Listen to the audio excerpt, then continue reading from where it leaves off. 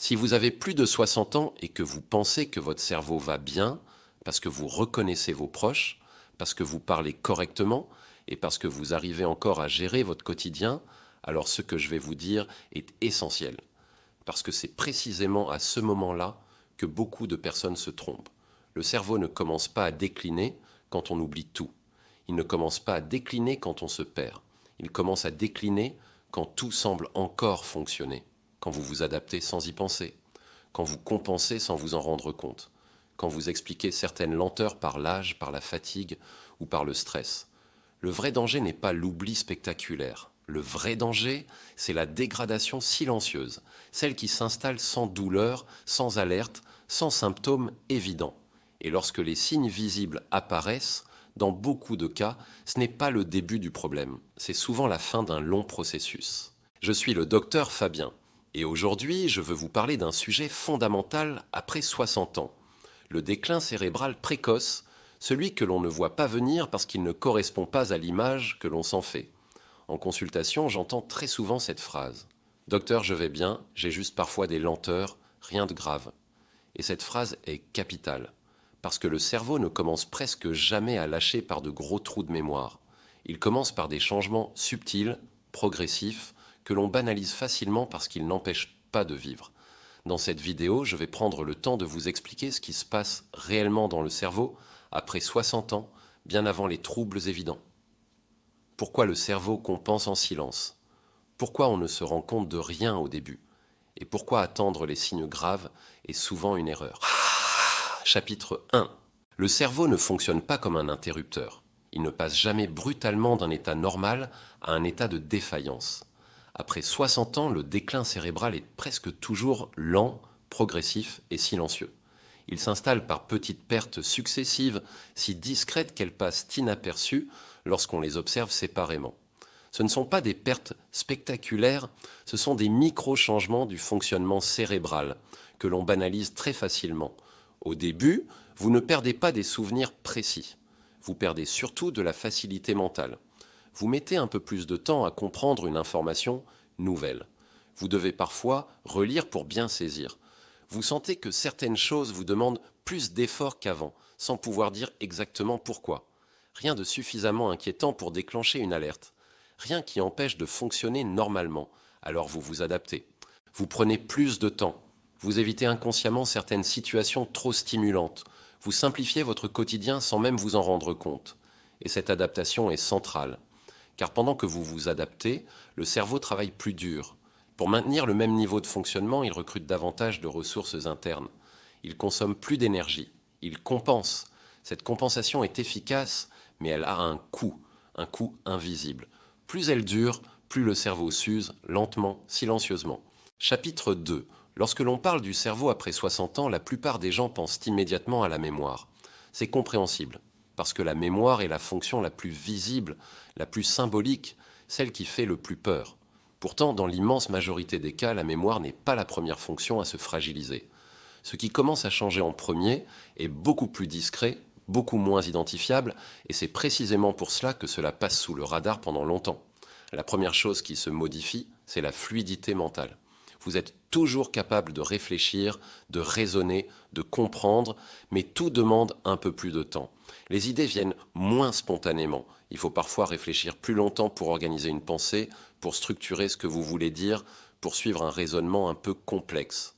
Vous pouvez aussi avoir l'impression que votre esprit est moins souple qu'avant. Vous comprenez toujours, mais vous avez plus de mal à passer rapidement d'un sujet à un autre. Les changements imprévus vous demandent plus d'énergie mentale. Ce n'est pas un blocage, c'est une rigidité progressive. Ensuite, il y a la capacité d'adaptation. Face à une situation nouvelle, un changement d'habitude, une information inattendue, le cerveau met davantage de temps à s'ajuster. Là encore, ce n'est pas spectaculaire. Vous vous adaptez, mais avec plus d'efforts. Et comme vous y arrivez malgré tout, vous ne voyez pas cela comme un problème. La vitesse de traitement de l'information diminue également. Vous entendez ce que l'on vous dit, vous lisez ce qui est écrit, mais il vous faut parfois relire, réécouter, reformuler mentalement pour être sûr d'avoir bien compris. Beaucoup de personnes décrivent donc cette sensation comme le fait de devoir faire un effort, là où auparavant tout semblait naturel.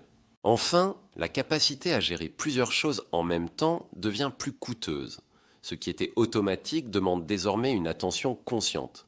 Le cerveau préfère se concentrer sur une tâche à la fois parce que toute surcharge devient fatigante. Pris séparément, chacun de ces changements semble banal. Pris ensemble, ils dessinent un tableau clair. Le cerveau commence à perdre de sa marge de fonctionnement bien avant que la mémoire ne soit réellement touchée. Chapitre 3. Face à ces premières tailles de fragilité, le cerveau ne s'effondre pas. Au contraire, il met en place l'un de ses mécanismes les plus puissants, la compensation. Le cerveau est conçu pour s'adapter. Lorsqu'une fonction devient moins efficace, il trouve d'autres chemins. Il recrute d'autres zones. Il mobilise davantage de ressources internes pour maintenir un niveau de fonctionnement acceptable. Après 60 ans, ce mécanisme de compensation devient central. Le cerveau travaille plus dur pour obtenir le même résultat qu'avant. Ce surcroît de travail ne se voit pas de l'extérieur, mais il a un coût énergétique important. C'est pour cela que certaines activités mentales deviennent plus fatigantes sans que vous sachiez vraiment pourquoi. Lire longtemps demande plus de concentration. Suivre une discussion animée devient plus épuisant. Prendre plusieurs décisions successives peut donner l'impression de vider l'esprit. Le problème, c'est que cette compensation est silencieuse. Elle ne provoque pas de douleur. Elle ne déclenche pas de signal d'alarme clair. Vous avez simplement l'impression que certaines choses vous demandent plus d'efforts qu'avant. Et comme le résultat est encore là, vous vous rassurez. Vous vous dites que tout va bien, que c'est normal, que c'est l'âge. Pendant ce temps, le cerveau consomme de plus en plus d'énergie pour masquer ses fragilités. Cette surconsommation finit par épuiser les réserves. Plus la compensation dure, plus le cerveau s'use. Et plus il s'use, plus il doit compenser. C'est un cercle discret, mais redoutablement efficace. Chapitre 4, c'est précisément pour cette raison que beaucoup de personnes ont sincèrement l'impression d'aller bien. Le cerveau fonctionne encore, les capacités sont présentes, le quotidien est géré sans difficulté majeure, mais le cerveau fonctionne en mode dégradé. Cela signifie que chaque action mentale coûte plus cher, chaque décision demande plus d'efforts, chaque adaptation consomme davantage d'énergie. Et comme ce surcoût est réparti dans le temps, il passe inaperçu. Vous ne vous sentez pas malade, vous ne vous sentez pas diminué, vous vous sentez simplement un peu plus fatigué, un peu moins vif, un peu moins à l'aise qu'avant. Et vous expliquez cela par l'âge, par le rythme de vie, par les contraintes du quotidien. Le danger, c'est que ce mode de fonctionnement peut durer longtemps, des années parfois. Et plus il dure, plus il fragilise le cerveau, sans jamais déclencher de véritable alerte.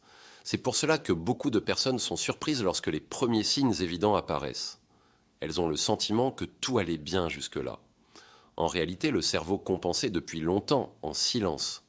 Chapitre 5. Après 60 ans, la fatigue cérébrale devient un facteur central du déclin. Mais cette fatigue ne ressemble pas à la fatigue physique que l'on connaît bien. Elle est plus diffuse, plus insidieuse, plus difficile à identifier. Un cerveau fatigué perd en précision. Il encode moins bien les informations nouvelles. Il récupère moins efficacement. Il devient plus sensible à la surcharge, au bruit, au stress. Cette fatigue peut se manifester par une baisse de concentration, une impression de flou mental, une difficulté à rester attentif longtemps. Beaucoup de personnes décrivent une sensation de tête pleine sans pouvoir expliquer clairement ce qui se passe. Contrairement à ce que l'on croit, dormir ne suffit pas toujours à corriger cette fatigue, car il ne s'agit pas seulement d'un manque de repos, mais d'une surcharge mentale chronique. Le cerveau reste sollicité en permanence, sans véritable phase de récupération profonde. Cette fatigue silencieuse s'installe jour après jour, et plus elle s'installe, plus elle accélère la perte de fluidité et de clarté mentale. Vous prenez plus de temps. Vous évitez inconsciemment certaines situations trop stimulantes. Vous simplifiez votre quotidien sans même vous en rendre compte. Et cette adaptation est centrale, car pendant que vous vous adaptez, le cerveau travaille plus dur. Pour maintenir le même niveau de fonctionnement, il recrute davantage de ressources internes. Il consomme plus d'énergie, il compense. Cette compensation est efficace, mais elle a un coût invisible. Plus elle dure, plus le cerveau s'use, lentement, silencieusement. Chapitre 6. L'une des raisons majeures pour lesquelles le déclin cérébral précoce passe inaperçu après 60 ans, c'est la banalisation systématique des signaux. Le cerveau envoie pourtant des messages, mais ces messages sont faibles, diffus et surtout compatibles avec une vie normale. Lorsque vous ressentez une lenteur inhabituelle, une difficulté à rester concentré longtemps, une fatigue mentale qui arrive plus vite qu'avant, votre premier réflexe n'est pas de penser au cerveau. Vous pensez à l'âge, vous pensez au stress, vous pensez à une mauvaise nuit. Et cette interprétation est logique, car elle est rassurante. Beaucoup de personnes se disent « c'est normal à mon âge » ou « tout le monde est fatigué » ou encore « j'ai beaucoup de choses en tête en ce moment ». Ces phrases deviennent des mécanismes d'autoprotection psychologique. Elles permettent de continuer à avancer sans se poser de questions inconfortables. Il y a aussi la comparaison avec les autres. Tant que vous voyez des personnes autour de vous qui semblent aller moins bien, vous vous rassurez. Vous vous dites que vous êtes encore dans la norme, que vous tenez le coup, que tout va bien. Mais cette comparaison est trompeuse car chacun compense différemment. Le danger, ce n'est pas d'ignorer un symptôme grave. Le danger, c'est d'ignorer une accumulation de petits signaux jour après jour parce qu'aucun ne semble alarmant, pris isolément. C'est ainsi que le cerveau continue à s'user en silence sans que la personne n'en prenne conscience. Chapitre 7. Attendre l'apparition de signes évidents est l'une des erreurs les plus fréquentes après 60 ans. Beaucoup de personnes pensent que tant qu'il n'y a pas de trouble majeur, il n'y a pas de raison de s'inquiéter. Or, dans le cas du cerveau, cette logique est souvent contre-productive. Lorsque les signes deviennent visibles, cela signifie que le cerveau a déjà utilisé une grande partie de ses capacités de compensation. Pendant des années, il a travaillé plus dur pour maintenir l'équilibre. Il a puisé dans ses réserves, il a masqué les fragilités. Et lorsque ces réserves commencent à manquer, les symptômes deviennent plus clairs. À ce stade, la récupération devient plus difficile. Les efforts mentaux fatiguent plus vite. La concentration demande plus d'énergie. La tolérance au stress diminue. Le cerveau devient plus vulnérable aux surcharges, aux émotions fortes, aux changements de rythme. Beaucoup de personnes vivent alors une forme de surprise. Elles ont l'impression que les choses se sont dégradées rapidement. En réalité, le processus était déjà en place depuis longtemps. Ce qui change, ce n'est pas la vitesse du déclin, mais la fin de la compensation. Comprendre cela est essentiel, car cela montre que le vrai enjeu n'est pas d'attendre des signes graves, mais de prêter attention aux changements progressifs bien avant que le cerveau ne soit en difficulté manifeste. Chapitre 8. Certaines personnes sont plus exposées que d'autres à ce type de déclin silencieux, précisément parce qu'elles compensent très bien. Ce sont souvent des personnes actives, organisées, mentalement sollicitées, qui ont l'habitude de gérer beaucoup de choses à la fois. Ces personnes l'ont souvent développé, tout au long de leur vie, une grande capacité d'adaptation. Elles savent s'ajuster, trouver des solutions, contourner les difficultés. Et cette qualité devient paradoxalement un facteur de risque après 60 ans. Parce qu'elles compensent efficacement, elles ne voient pas le problème venir. Elles continuent à fonctionner, parfois même à un niveau élevé, tout en sollicitant de plus en plus leur cerveau. La fatigue s'accumule, mais elle est intégrée au quotidien. Il y a aussi les personnes très investies émotionnellement, celles qui portent beaucoup de responsabilités, familiales ou autres. Le cerveau est alors sollicité en permanence, sans véritable temps de relâchement. Cette sollicitation continue accélère l'usure silencieuse. Ces profils ne se sentent pas forcément fragiles. Au contraire, ils se sentent souvent solides. Et c'est précisément pour cela qu'ils sont surpris lorsque le cerveau commence à montrer des signes de faiblesse. Chapitre 9. Il est important de comprendre que ce déclin cérébral précoce n'est pas une fatalité automatique. Le cerveau conserve une capacité d'adaptation tout au long de la vie, mais cette capacité dépend des conditions dans lesquelles il fonctionne. Lorsque l'on comprend les mécanismes de compensation, de fatigue et de surcharge, on peut commencer à agir différemment. Non pas dans l'urgence, mais dans la conscience. Comprendre ce qui se passe permet déjà de sortir du déni et de la banalisation. Beaucoup de personnes pensent que comprendre ne change rien. C'est faux. Comprendre modifie le rapport que l'on a à son propre fonctionnement mental.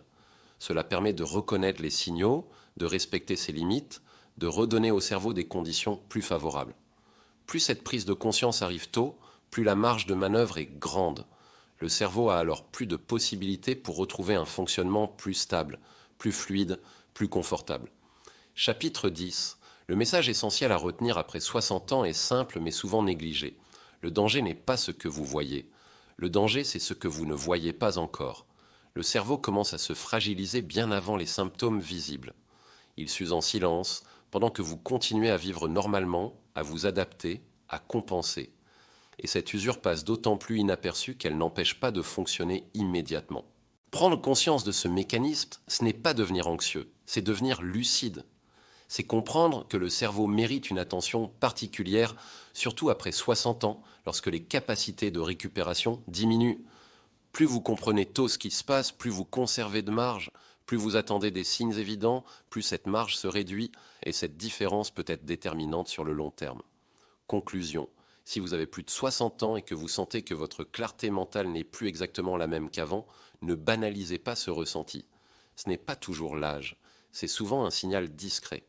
Si cette vidéo vous a permis de mieux comprendre ce qui se joue dans votre cerveau, je vous invite à commenter pour partager votre expérience et à vous abonner pour continuer à recevoir des explications claires, posées et utiles sur la santé du cerveau après 60 ans.